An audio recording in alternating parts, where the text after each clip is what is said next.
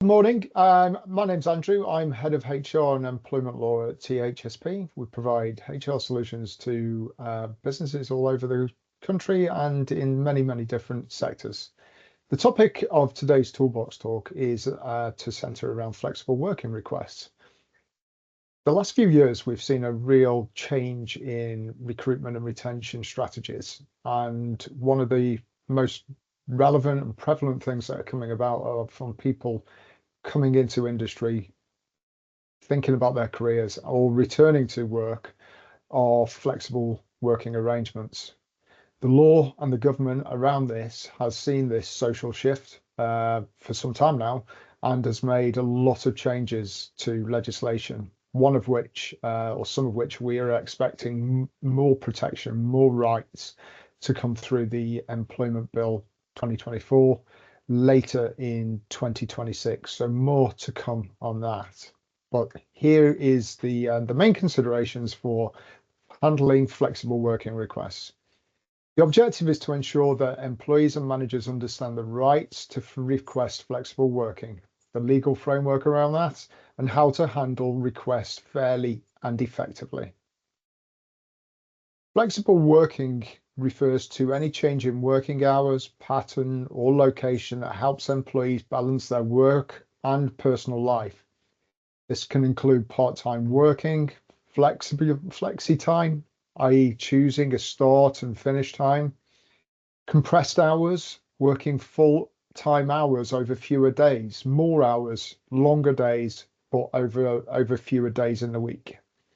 To consider job sharing if that's a possibility, and to think about, and probably the most relevant at this moment in time, is hybrid and remote working. Flexible working more often arises out of childcare needs, particularly after maternity leave, dependents' care needs, or own health and safety, such as social anxiety.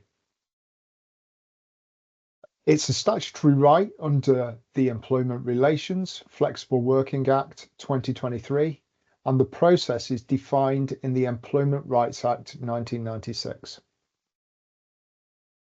So who can request a flexible working arrangement? Well, since April 2024, all employees in the UK have the right to request a flexible working request from day one of their employment and can make 2 requests each calendar year. It has been known that people who've been successful in recruitment, who've been interviewed and offered a job, to make a flexible working request before they have started work. They have a statutory right to do that, albeit the terms and the conditions of the employment were made very clear only days before they decided to make the request. Previously, employees needed 26 weeks of service before making a request and could only make 1 a year. So this change in April last year to become a flexible working right from day one, and that 2 applications could be made in any calendar year, is a huge change. So how should employees make a flexible working request? They must submit a written request that includes the change they are requesting, for instance, different hours or location, the reason for the request. It's not essential, but it is often helpful for the manager to understand that. How they believe the change will impact the business and how this can be managed, the date they want the change to take effect, and if they are considering compressed working hours.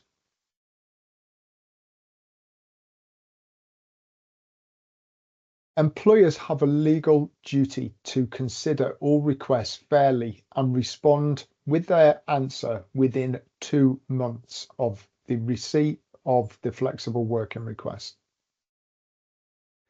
Requests can be accepted, modified, or declined, but refusals must be for valid business reasons.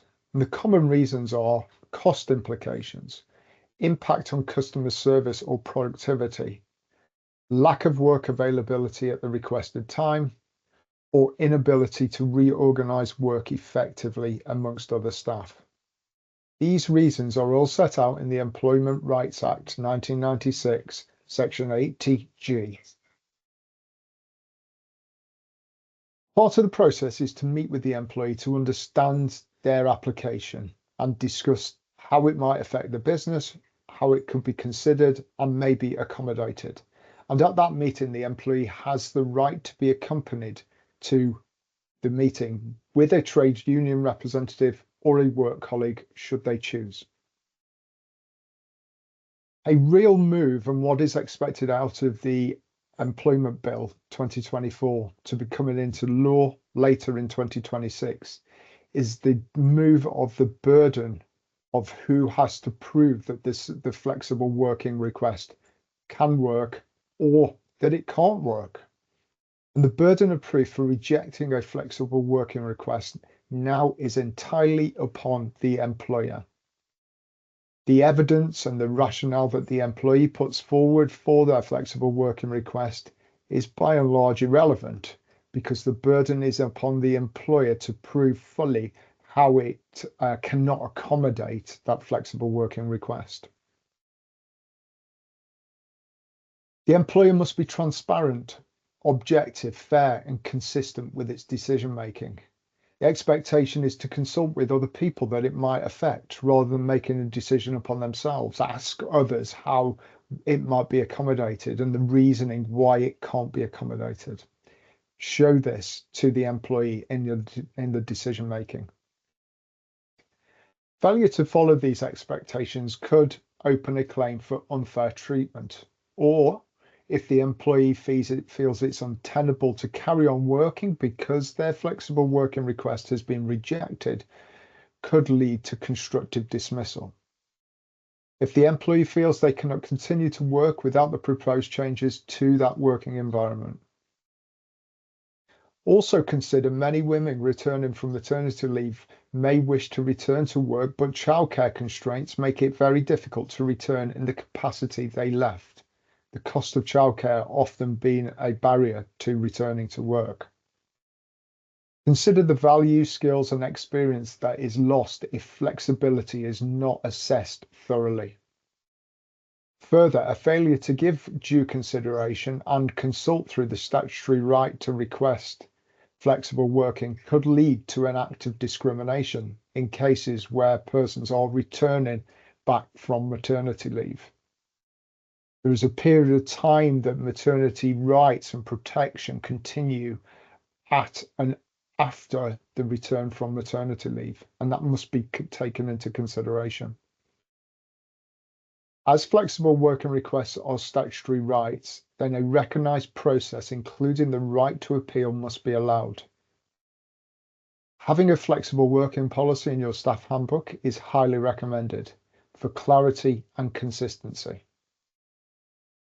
Along with this Toolbox Talk, we have a few more other resources available for you, such as a flexible working policy, a invite to a flexible working meeting, including all the statutory rights, an agenda that you could use to follow to make sure you're covering all the points expected under this very topical, current and evolving piece of HR law. Managing requests fairly. Our recommendations are that you discuss the request openly with the employee. Make sure they have the right to be accompanied at any meeting by a trade union representative or work colleague. Consider trial periods before making a final decision. More often than not, reluctant, hesitant employers who agree to trial periods then find after 3 months that it actually works and they can accommodate it. Avoid discrimination at all options. Requests for parents, carers, or disabled employees should be handled carefully under the Equality Act 2010. Reasonable adjustments that are expected under the Equality Act could include flexible working requests. If a request is denied, offer alternative solutions such as adjusting shifts or phased implementation, but have that evidence at hand and presented if you do have to reject a flexible working request. The benefits of flexible working. It's important that employers take flexible working seriously. There are many benefits to consider.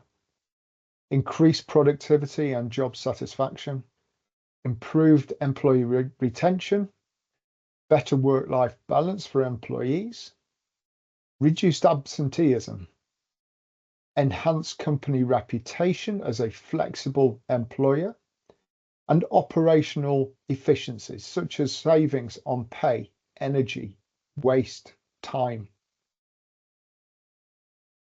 The key takeaways: employees have the legal right to request a flexible working arrangement.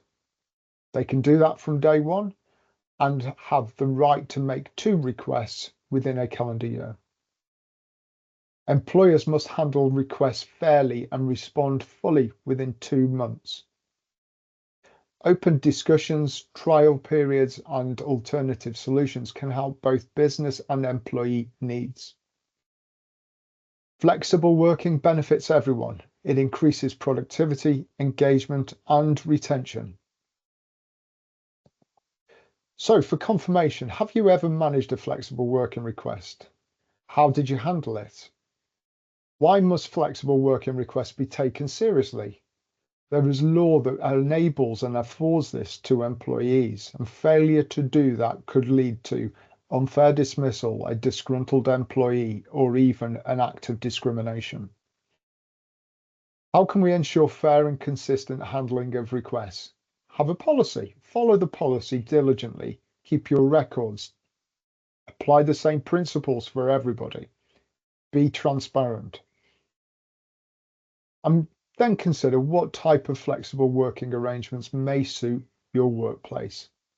There may be some jobs that flexible working can't accommodate if it's in a factory or a place of creativity where tools, equipment, plant, machinery, other people are intrinsic to the role. But other roles may suit it, more administrative or creative roles. Hope that's been useful and given you an insight into the considerations for flexible working. As I said, this Toolbox Talk is available with a number of other resources to help you get through any requests. Thanks for taking your time.